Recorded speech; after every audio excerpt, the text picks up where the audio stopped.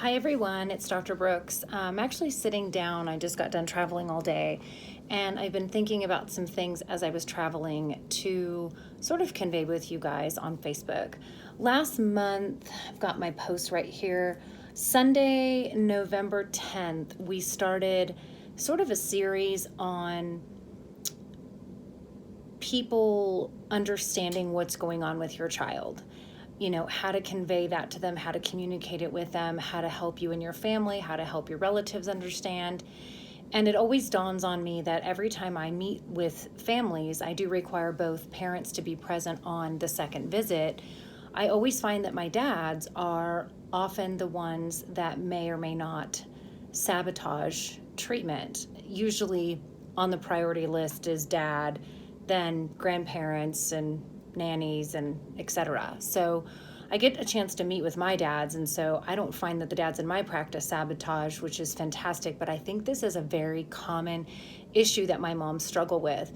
So I wanted to maybe do this video for both of you, both moms and dads. So if your husband's not around, if you want to watch this first and then sit down together, that would be great.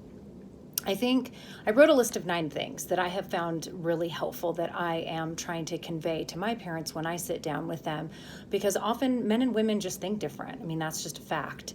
And I think the wives are partially at fault because they're doing a lot of research more times than not, and they're not sharing everything that's going on. So the first thing on my list is to share your research. And that's really about what you're finding, good, bad, and otherwise. My families that work together as a unit, which I sort of require them to do in my practice, when they're sharing things and they're talking about things and they're both involved in their child's care, that's how your kid gets better. So share the research. Don't just share the good stuff, share the bad stuff, because everybody has to be able to make an educated decision, and you can't really do that without knowing the good, the bad, the ugly, right? The second one is have them attend all the meetings, all your doctor's visits, meet your therapist, meet your teachers, go to your IEPs, go to all the school things, right, that have to do with what's going on. Because what happens, the kids act differently at home than they do at school. We know that, good or bad, right? So I think it's important for both of you to understand what's going on at school, what's going on at therapy, and set the expectations, because we all have different expectations. My moms see things differently than my dads. A lot of times my dads just say, I just want my kid to be normal. I'm not sure what normal means. I'm not even sure that that's a real thing, but I get it. I know what you're saying. And I think how to achieve that normalcy is different, right? What does that look like for you? What does that mean specifically? What are those things? I would want you dads to write down a list. What does that look like for you? What does successful treatment look like for you? You saying, I just want my kid normal, no offense, but it's just not good enough. I need actual things for you to write down, right? How do we work as a medical team, or how do we work as a therapeutic team if we don't really know what your expectations are? We all have jobs, we all go to work, our bosses require things of us. We know exactly what those are in order to make everybody happy. This is no different. I just need you to be on the same page, because you guys will definitely think opposite things in some sense, right? Or see them differently. I want you to get the facts on your kids. What's better than testing, right? It's hard for moms to be looking up all of these things online and saying, hey, we should do this. Hey, we should do that. And I know what a lot of the dads are thinking. You say it to me. My wife's crazy. She's crazy. She wants to do all these things. None of this makes sense to me. And the truth is, wives, I need you to back up for just a second. Your husband's going to understand black and white. He's going to understand facts. This is very helpful, right? Let's call it therapy. Therapy, you're going to OT, ST, ABA, whatever. The facts are, these are my goals. These are the goals my kids have achieved. That's all they want to see. That's what they want to know. All the fluff and all the stories, it's just junk, right? You need to keep to facts. In my practice, or if you're doing medical portion of care, you're looking at test results. You're looking at what is exactly going wrong, and then what do we need to do to work towards alleviating and or fixing those issues, right? This is why dads tend to do really well in a practice where things are explained. It's not that their wives aren't doing the research and aren't educated and don't know what they're talking about. It's that it's not your job to take care of your kid in that way, right? It's your job to raise them, be the parent, be the nurturer, be the caretaker. The rest of it, you need to bring in people that you trust. So get on the same page, get the facts about your kids by meeting with a therapist, knowing what goals are being met, knowing what goals are out there. And then when you do the medical stuff, making sure that someone's just not giving you stuff to give you stuff, that they're actually doing testing and they know this is what your kid needs because. The fourth thing is good resources. Books are good resources. I have a book out there called 15 Things Your Doctor Doesn't Know About Your Child. I spell out where developmental delays come from. Where does it happen? A lot of times my moms are feeling very guilty. What did I do? Why did this happen? The dads are very angry. So two different emotions, equally important, equally difficult. And so I find that when you get an explanation of why this may have happened or how this happened, the truth is it wasn't your fault and there was nothing that you did to cause it. So you don't get to take that credit. And you don't get to take that blame. So I think sometimes even dealing with your own emotional trauma in this as the parent and then as a married couple, it is very difficult to stay married when you have a special needs child. It's difficult to stay married anyway, but it's very, very difficult. There's an immense amount of pressure on every parent, but even more so in this scenario. So come together, share your resources on things you've read, conferences you've gone to, books you've read. There's really, really great websites out there on my page, on our page, mychildwellness.com. There's a bunch of research. You can just click, read what you want. Okay. If you're watching this and you're a husband or a father, please don't think your wife is crazy. I mean, I know that women, we have a little bit of a tendency to go cuckoo for Cocoa Puffs, but everyone's doing the best that they can. So what I need you to do is to do what you normally do as a man, which is rein in the crazy parade, right? And so funnel down, read what makes sense, and educate yourself so that you can be a part of the healing instead of a deterrent, sabotaging. Why are we doing this? Why are you doing that? And then you guys are fighting, whether it's money, whether it's supplements, whether it's driving to a therapist, whether it's expensive treatment like stem cell. I mean, the only way is to really come together and make those decisions together. I always like to explain to my dads that there is something that can be done. A diagnosis does not mean it's the end. It's hopeless. I think in a society where we look down on kids with special needs and maybe we don't understand what that means, and maybe you don't understand what that means. What does that mean? My kid isn't like the other kids, or okay, fine, why are we doing all this? They said that there's no cure for this, so what are you doing? And I think that's a lot of the fight at home. The truth is, the diagnosis is just the label. That's all it is. It's not the problem. It's the label for the symptoms that your child has. So then how do you help those symptoms? That's individual for every kiddo, right? But OT, occupational therapy, sorry, I need to quit using acronyms. Occupational therapy, speech therapy, ABA, physical therapy, functional medicine, which is what I do. All of these things work in a beautiful concert.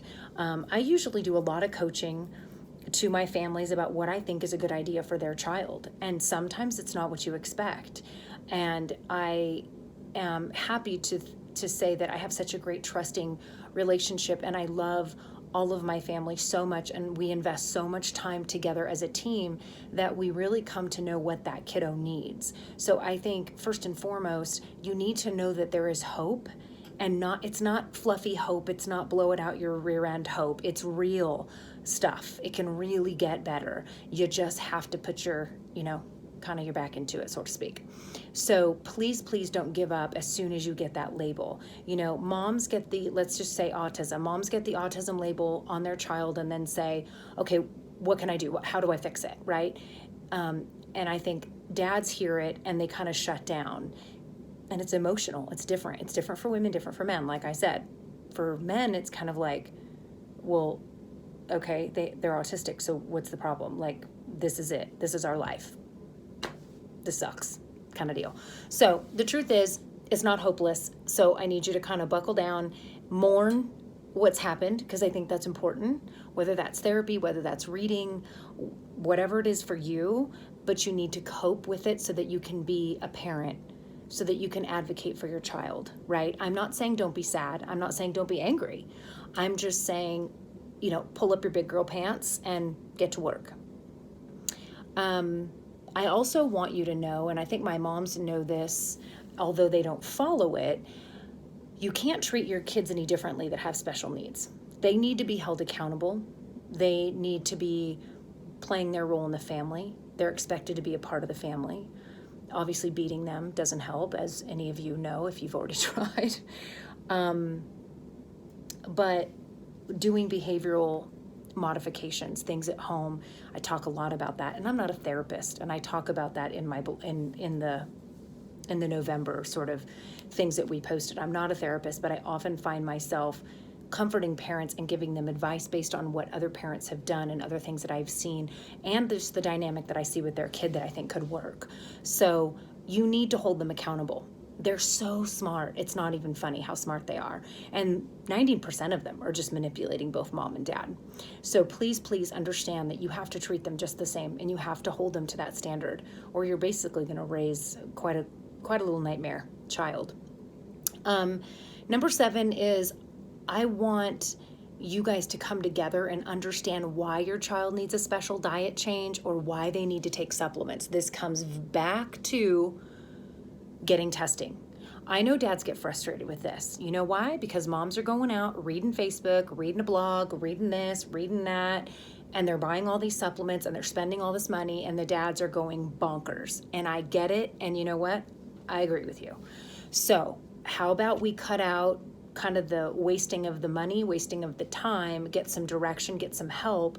When I sit down to talk about labs, for instance, with my families, this is what's going on with your child. This is what we need to do to make this better. It's so much easier for dads to be supportive and not sabotage treatment if they're sitting there and they understand this is going to fix that. It's that basic. A plus B equals C, okay? Really, it is that basic. And then I'm taking the wife out of the equation, right? You're not doing your research at 3 a.m. You're not making the decisions about supplements. The two of you are now a part of a team, and you now have actual proof of this is what's going right, this is what's going wrong, okay? Diet's important. We're going to talk a ton about diet changes in December. It's already December.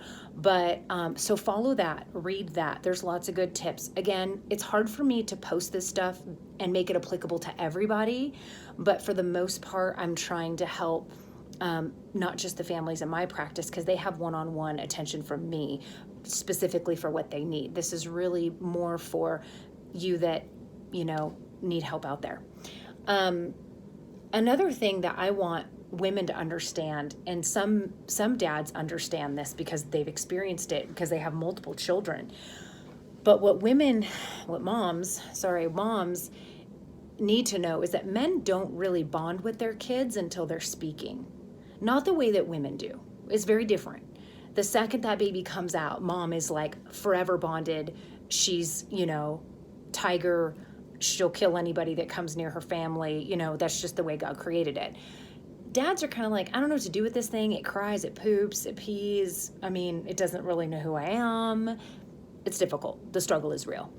So if you have a kid who's nonverbal at 4, 5, 6, 7, you need to understand as a wife, this is sort of par for the course. Except your child is delayed. So instead of speaking at 18 months, 24 months, and then your husband starting to bond with your child, that's the natural process. Now it's just been extended years because your child is not engaging. They're not engaging with your husband. They're not engaging with you. They're not engaging with anybody. So that is a tough dynamic. It's a tough dynamic for moms to see, because I feel like there's a lot of weight on you, right? And it's not that your husbands don't care. And I think you know that, dads. You know that you would still do anything for your kiddos. But it is very different.